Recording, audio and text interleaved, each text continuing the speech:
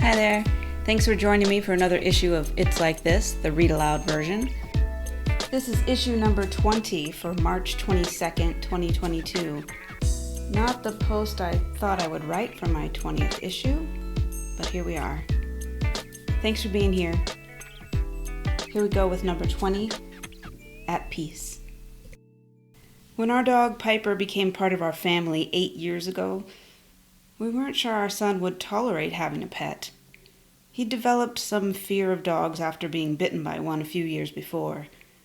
But this sweet-tempered, deaf, and already middle-aged dog was a good fit for our family. She and my son had a lot in common. Not long after we had adopted Piper, I found her on the back patio barking at a planter I had just moved to a different location.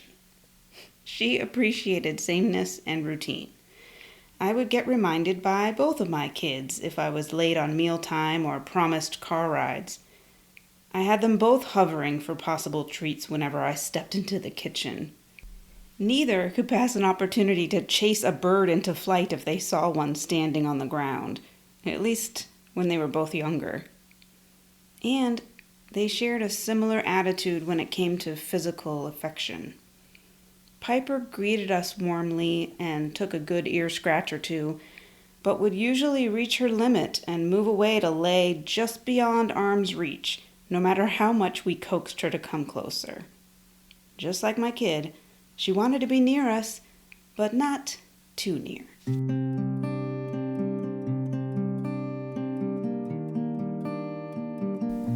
Last week, when the vet said it was time to say goodbye to our sweet old dog, I tried to prepare my son for the change ahead. My son likes to know where my husband and I are and will repeat our names often when we're not in view. He often asks for Piper, too, if she's not where he expects her to be. So I knew this could be tricky. Looking at other examples online, I wrote a social story to explain Piper's death as simply as I could, without abstract niceties or euphemisms. There would be no nice farm upstate or even crossing the Rainbow Bridge. It had to be kind of blunt to give him a chance to understand that she wasn't coming back. Piper has been with us for 8 years. She has been a nice dog for our family. Now Piper is really sick. She's hurting and coughing. She has a tumor in her belly, and the vet cannot fix it. Mom will take Piper to the vet today. The vet will help Piper die without any pain. Dying means that Piper's heart will stop beating. She will not breathe, move, or eat anymore. She will not be at our house anymore, and we will not see her again. Piper has lived a very long life for a dog. We will miss her. Well, we hoped he'd miss her at least. We weren't sure how he was going to react. He was never affectionate with her, and often seemed irritated by her habits. The closest he came to petting her was to fix her ear if it was flopped the wrong way. Whenever Piper shook her head like dogs do, it would cause my son to reflexively shake his too every time. We were lucky that she rarely barked, something that my son would not have been able to tolerate. But Piper snored louder than most people. We'd have to wake her up to be able to hear the TV or each other. Her naps were often cut short by my son, who would nudge her, sometimes nicely, when she got too loud. He didn't purposely feed her under the table at dinner, but if he got up for seconds, he'd find himself unable to return to his seat until she'd finished grazing for crumbs under his chair. She was a good dog, and she was also kind of a pain in the butt. But I knew I would miss her, and I knew he probably would too. I read him the story, and I encouraged him to pet her a little and say goodbye. It will feel strange to not have Piper at our house anymore. It will take time for us to remember that Piper is gone.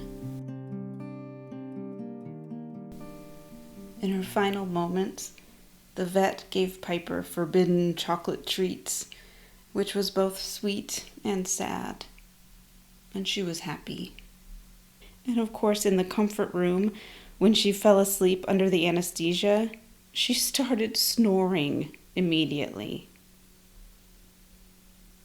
My son didn't ask for her when I came back from the vet that afternoon, or most of the following day. It was not until her things started to disappear that he began repeating Piper's name. We gave her remaining food and treats away, her bed and her dishes went missing, and that made him uneasy. He may not have pet or played with her, but Piper and her stuff were very much a presence in his life. Every morning, he would reset her empty dog dish to the center of her mat and straighten her bed if she wasn't in it. He'd open her bin of food to make sure the scoop was sitting the way he liked it. Several times a day, he would let her in and out of the sliding glass door. Most evenings, after I'd left her kibble on the counter to soak in water, it had to be softened for our toothless girl, my son would set the bowl down for her, shuffling uncomfortably around her jiggling, excited body. He was not really interested in feeding her, but was willing to do it so the dish could be returned to its correct position on the floor.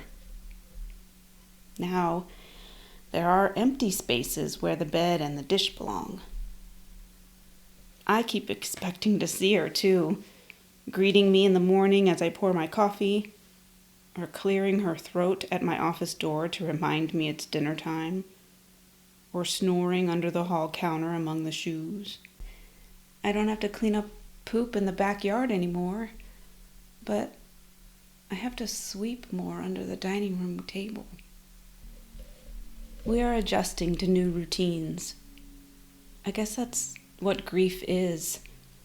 Familiar patterns are broken, and it takes time to be at peace with the change. In the last few weeks of her life, Piper seemed a bit more affectionate.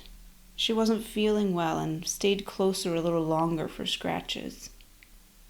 Since she's been gone, my son's been hanging around closer too. He asks for her, and we read the story again to remind ourselves.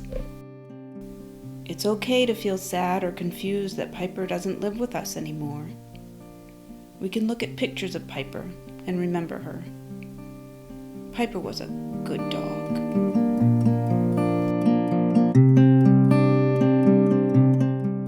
Thanks as always for being here.